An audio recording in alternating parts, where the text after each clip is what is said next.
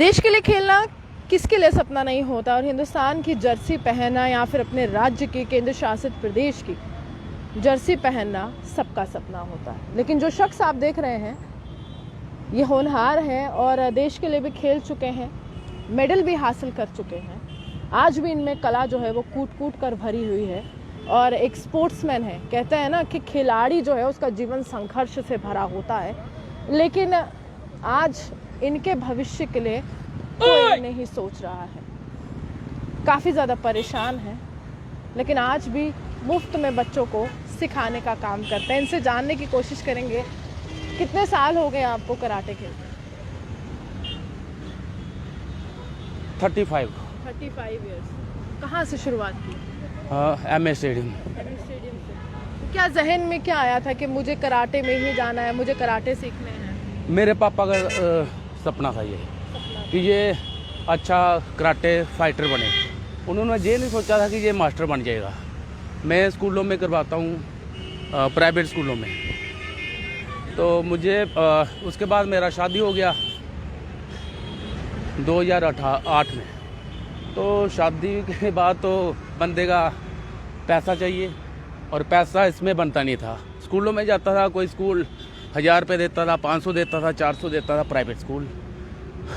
उससे मेरा गुजारा नहीं चलता था। फिर मैंने पेंट का काम स्टार्ट किया। पेंट के काम में भी अच्छा कारीगर बन गया। पेंट का काम करता हूँ अब मैं। तो फिर से मुझे 12 साल के बाद ये फिर से मैंने कराटे स्टार्ट किया। मेरी बेटी है एक 12 साल की, उसने बोला पापा आपके इतने फ़ोटो हैं ये अखबारों में, तो आप क्यों नहीं सिखाते हो बच्चों को? क्या जवाब देता मैं उनको, बच्चे को। फिर मैंने वो फिर से अपनी बच्ची के कहने पर ये कराटे फिर से स्टार्ट किया है। तो ये बच्चों को मैंने ट्रेन किया हुआ है। स्कूल के बच्चे हैं, ये एवरग्रीन स्कूल के हैं, यूनिक हायर सेकेंडरी स्कूल के हैं, रिहाड़ी, पलोड़ा और कैम्ब्रिज पब्लिक स्कूल है पलोड़ा, गवर्नमेंट स्कूल पलोड़ा। यहाँ पर मैं पढ़ता था, वहाँ पर कंपटीशन करवाया हुआ है। बच्चों ने मेडल निकाले हैं, नेशनल तक लेकर गया हूँ मैं बच्चों को। नेशनल में गोल्ड मेडल हैं बच्चे।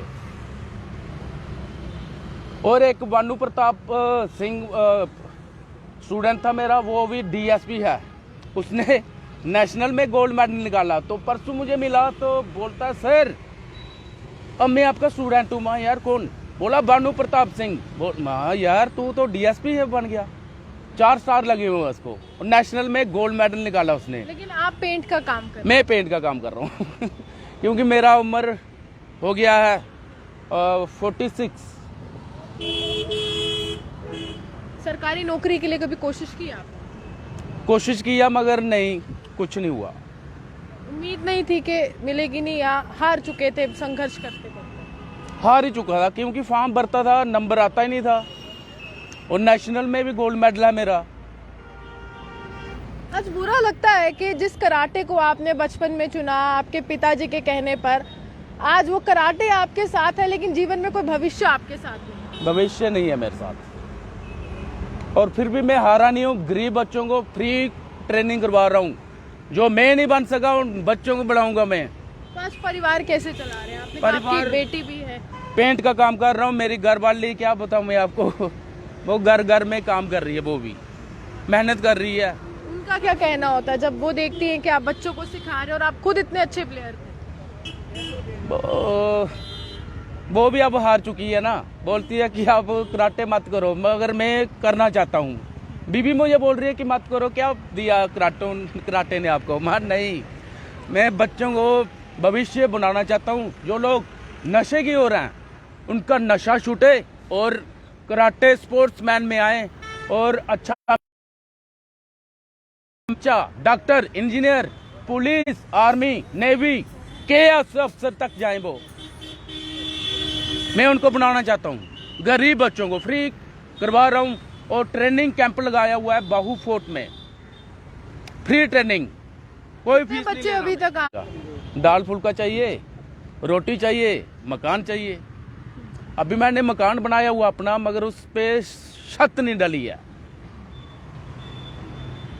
कोई एनजीओ वगैरह आपको सपोर्ट करती है? ये बहुत ही अच्छा काम आप कर रहे हैं कि कराटे सिखा रहे बच्चों को, नशे के खिलाफ कर रहे हैं और कह रहे हैं कि खेलों में आइए। कोई एनजीओ वगैरह या कोई सरकारी मदद आपको तक पहुंचती है? कुछ नहीं, बिल्कुल भी नहीं। बिल्कुल भी नहीं, 1 रुपया नहीं किसी मिलता। से मिलने गए किसी नेता से कि चलिए मैं इतना अच्छा काम कर रहा हूँ, आप भी थोड़ा सहभागी बन जाइए इसमें? अभी नहीं गया मैं, अभी जाऊंगा मैं रमन बाला जी के पास जाऊंगा। या नेताओं से उम्मीद ही नहीं है? उम्मीद ही नहीं है कुछ नहीं कर सकते। अगर करेंगे, करने वाले होते तो करते, कुछ उम्मीद नहीं है। देखिए, साफ तौर पर उम्मीदें तब टूटती हैं जब आप देश के लिए खेलते हैं, आप एक बहुत अच्छे खिलाड़ी होते हैं, लेकिन आपका भविष्य आप सुनिश्चित नहीं कर पाते हैं। आप अपने परिवार के लिए संघर्ष करते हैं। इन्होंने गोल्ड मेडल हासिल किया है, लेकिन आज ये पेंट का काम कर रहे हैं। तस्वीरें अखबारों में छप गई हैं, तमाम लोगों की जुबान पर इनका नाम रहता है, लेकिन विडंबना है कि आज भविष्य जो है वो सुनिश्चित नहीं है। आज इनका परिवार जो है वो यही कह रहा है कि आखिरकार आपने कराटे सीखते हुए क्या कर लिया, आखिरकार आपने क्या कर लिया कि आप जीवन में आगे नहीं बढ़ पाए। आज गरीब बच्चों को सिखाने का ये काम कर रहे हैं। और अगर हम बताएं तो तस्वीरें जो है अनगिनत है, जिन बच्चों को इन्होंने तैयार किया है वो अनगिनत तस्वीरें हैं। आप रो रहे हैं?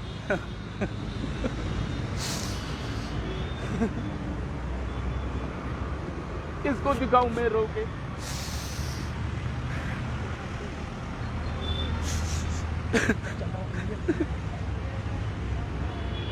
देखिए, ये आंसू अगर ये तमाम लोग देख लेंगे जो बड़ी बड़ी बातें करते हैं कि हम नीतियों का निर्माण करते हैं, तो शायद आप तक वो बात पहुंच जाए कि आंखों में आंसू ऐसे नहीं निकलते हैं। बहुत परेशानी से जूझ रहे हैं।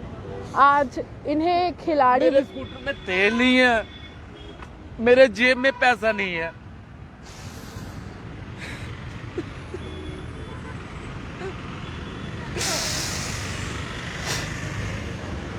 लेकिन फिर भी आप बच्चों को मुफ्त सिखाते हैं? जी, मैं फ्री करवा रहा हूँ ट्रेनिंग और फ्री कैंप लगाऊंगा मैं।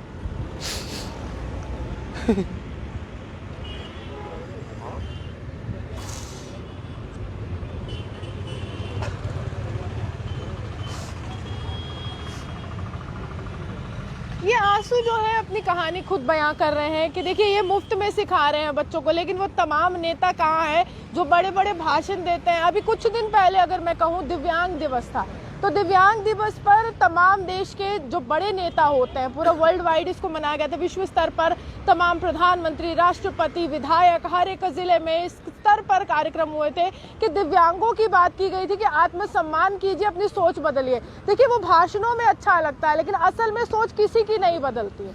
असल में धरातल में अगर आप इस तरह के लोगों से मिलेंगे, आपको खुद भी बुरा लगेगा कि जिसने इतना संघर्ष किया, कराटे खेलते हुए देश के लिए मेडल हासिल किया, आज उसके जेब में पैसे नहीं है। आज वो तस्वीरें दिखा रहे, देखिए ये मेरी मेडल ली हुई तस्वीरें हैं, लेकिन उसके लिए कोई मेडल ली हुई है मैंने। ये देखिए,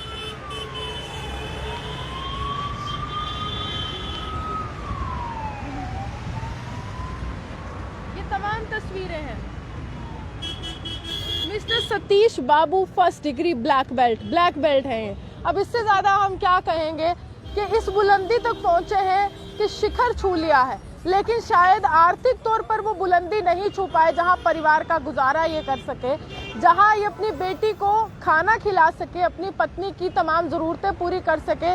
क्योंकि ये जम्मू कश्मीर है जनाब, यहाँ पर भाषण बहुत होता है, धरातल पर काम बिल्कुल नहीं होता है, क्योंकि चुनाव है ना, और सियासत के लिए जम्मू कश्मीर को जाना जाता है। और जब तक यहाँ पर सियासतदान सियासत नहीं करते हैं तो वो सियासी रोटियां सेक नहीं पाता। लेकिन आम आदमी से आप जहाँ पर भी पूछेंगे वो यही कहेगा, हमने तो वोट दिया था, लेकिन शायद जिसको दिया था वो ना तो सांसद बनकर संसद में हमारी आवाज़ बन पाया, ना ही विधायक बनकर विधानसभा में। लेकिन हाँ, नेताजी आते हैं, दरवाजे खटखटाते हैं जब चुनाव का प्रचार का समय होता है, और उसके बाद नेताजी गायब हो जाते हैं। हम आम आदमी हैं, हम आम आदमी इसी तरह से संघर्ष करेंगे, क्योंकि हमारे पास उस तरह से पूरी तरह से संसाधन उपलब्ध नहीं करवाए गए जो नेताओं को होते हैं। पेंशन नेताओं को मिलती है, फोन का बिल फ्री में उनका होता है, राशन मुफ्त होता है, नौकर चाकर होते हैं, लेकिन आम आदमी के पास सिर्फ एक ही बात होती है, आम आदमी के पास ईमानदारी होती है, आम आदमी के पास संघर्ष भरा जीवन होता है, और ऐसे ऐसे करते ही वो इस दुनिया से चला जाता है। और यही कहता है कि चलिए पूरी ज़िंदगी हमने जी लेकिन ईमानदारी से जी। लेकिन अगर जो लोग ये वीडियो देख रहे हैं ज़रूर इसको शेयर कीजिए, क्योंकि एक आम इंसान नहीं है, इसने भारत का नाम रोशन किया है। आज ओलंपिक्स की बात की जाती है, पैरालंपिक्स की जाती है, नीरज चोपड़ा तक की बात की जाती है, सबकी बात की जाती है, लेकिन जम्मू के खिलाड़ियों की भी बात कर लीजिए। अगर आप उन तमाम राष्ट्रीय स्तर के खिलाड़ियों की बात करते हैं तो जम्मू के खिलाड़ियों की बात क्यों नहीं करते हैं जिन्होंने जम्मू व कश्मीर का नाम रोशन किया था। आप नहीं हमारे से बने रहे, देखते थे न्यूज़ 9 जम्मू से।